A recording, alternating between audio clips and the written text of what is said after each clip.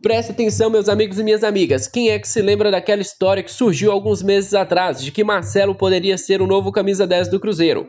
Um jogador que tem uma amizade muito grande com o dono da Raposa, o Ronaldo Fenômeno. E o próprio Marcelo está de saída do Real Madrid, o contrato acabou e ele já decidiu o seu futuro. O próprio Marcelo foi direto e reto. Falou sobre as possibilidades de voltar ao futebol brasileiro. Mas antes de falarmos sobre o que o Marcelo diz, eu gostaria de pedir a cada um de vocês que deixem aqui o seu gostei e nos ajudem a bater a meta dos 800 likes para este vídeo. É muito pouco comparado ao tamanho da maior torcida de Minas Gerais. Eu conto demais com o apoio de vocês para melhorarmos o engajamento do nosso canal. Agora, galera, o Marcelo foi direto e reto. Ele falou assim: olha, eu tenho tal idade, não pretendo voltar ao Brasil. Alguns falam Fluminense, alguns falam Botafogo. Eu não vou ao Brasil. Foram palavras do Marcelo. Então, se alguém tinha na cabeça aquela possibilidade que Marcelo, por ter uma amizade com Ronaldo, poderia vir ao Cruzeiro, esquece. Marcelo vai continuar na Europa. Ainda tem lenha para queimar, ainda tem futebol para, por exemplo, jogar uma Champions Cup.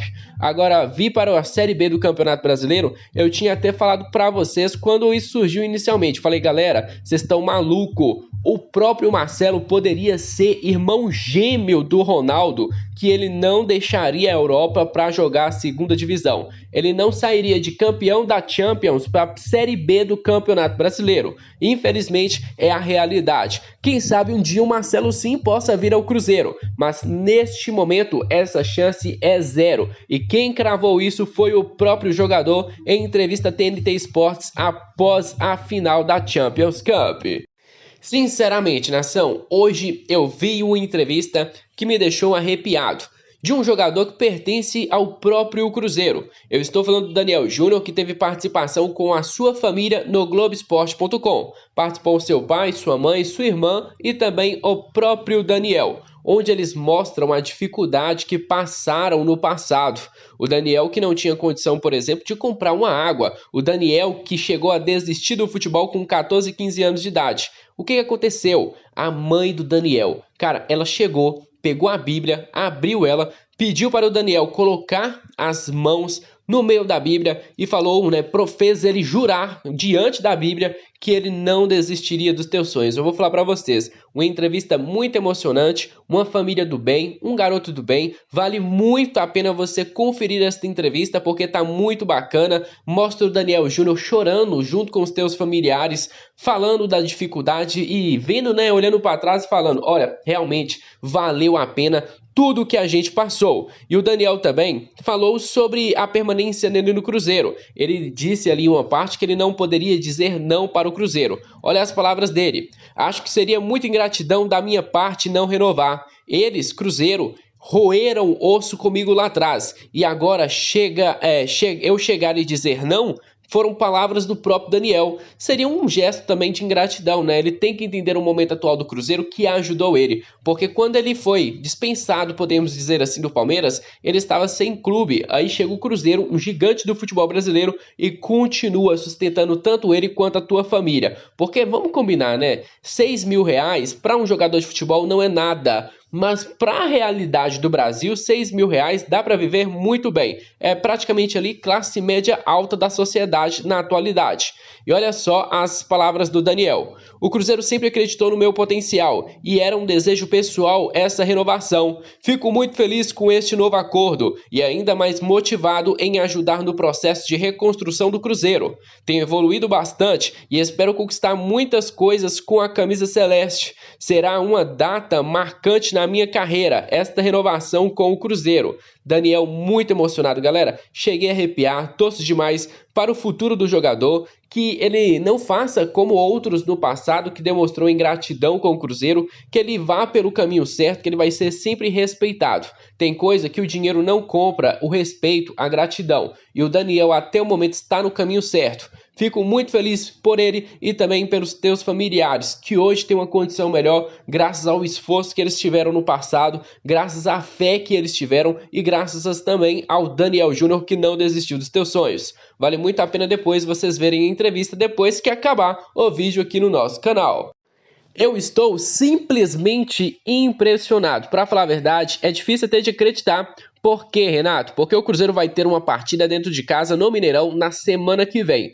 Mas primeiro não é o jogo contra o Operário? Sim, nesta sexta-feira o Cruzeiro vai enfrentar o Operário dentro de casa. E na quarta-feira que vem o Cruzeiro vai enfrentar o CRB no Mineirão, que nos últimos anos tem sido uma pedra no sapato do Cruzeiro. Um adversário dificílimo sempre que a gente enfrenta. Mas, Renato, qual é a novidade? Olha só, a novidade é que o Cruzeiro abriu a venda de ingressos já nesta segunda-feira. Eu achei até um pouco surpreso, né? Porque abriram a venda de ingressos muito antes do que era esperado. Até porque tem mais de uma semana até a realização do jogo. Mas olha só, galera, no primeiro dia, na segunda-feira, para um jogo que vai acontecer na próxima quarta, nós já tivemos 15 mil ingressos vendidos. O Cruzeiro abriu a venda hoje e já tem 15 mil ingressos vendidos. Se isso não te impressiona, eu não sei mais o que vai te impressionar. A torcida do Cruzeiro nem me assusto mais, porque isso é rotina, é magnífico, é espetacular, como diz o Luva de Pedreiro. A torcida do Cruzeiro é a maior de Minas Gerais e, sem dúvidas nenhuma, a mais apaixonada do Brasil. O jornalista Jorge Nicola, do Super Esportes, trouxe uma matéria muito interessante, onde ressaltava o trabalho de uma pessoa que não tem muitos holofotes no Cruzeiro, mas que tem feito um excelente trabalho.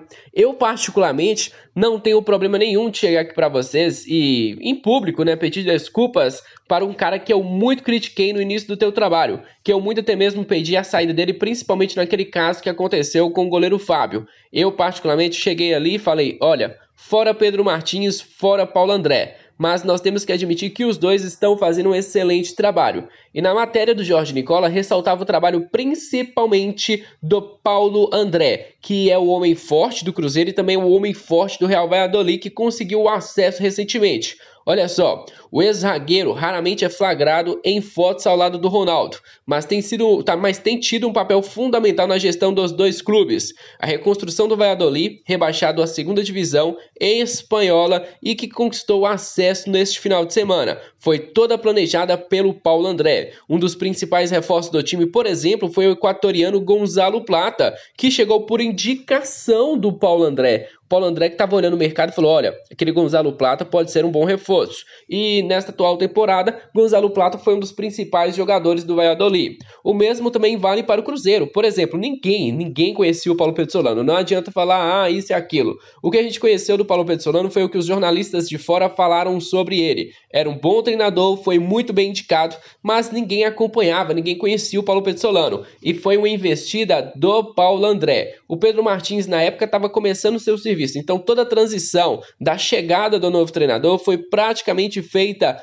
pelo Paulo André. Excelente trabalho. E outra aposta feita pelo Paulo André foi o atacante Rafael Silva, que estava no futebol chinês. O próprio Rafael Silva falou, né, que já tinha conversado com o Paulo André antes, na época que ele trabalhava no Atlético Paranaense, já tinha uma possibilidade dele ir jogar no Atlético Paranaense, não aconteceu na época, e quando ele veio para o Cruzeiro, ele entrou em contrato com o Rafael Silva e convenceu o jogador que recebia milhões na China a receber praticamente assim um salário mínimo do futebol nacional aqui no Cruzeiro.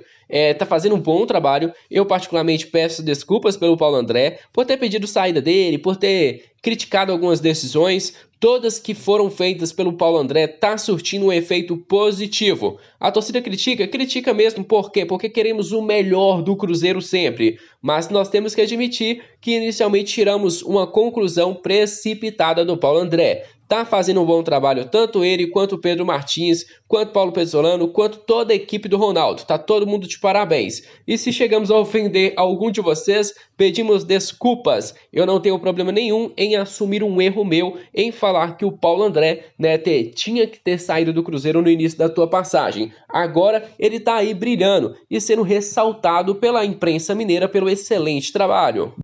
Quem é que se lembra daquele julgamento que aconteceria agora no final do mês, onde poderia causar ao Cruzeiro a perda de 3 pontos? Pois é, o Cruzeiro está trabalhando com o seu jurídico e até o momento a informação que chegou durante esta tarde pelo jornalista Samuel Venâncio e também pelos jornalistas da Globoesporte.com é de que esta reunião, né, essa audiência na justiça foi adiada. Eu vou até trazer aqui para vocês uma parte desta matéria.